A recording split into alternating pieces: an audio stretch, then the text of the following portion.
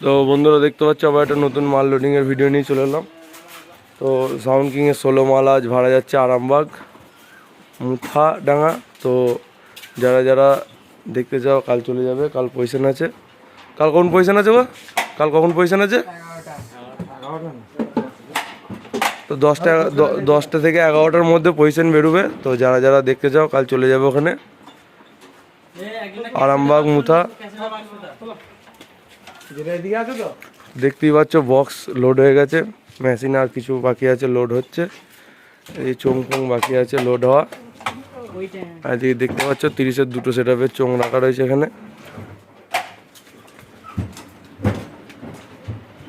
তো দেখতেই পাচ্ছ দুটো 30ই রয়েছে ঘরেতে, একটা 30 কাল বেরোবে।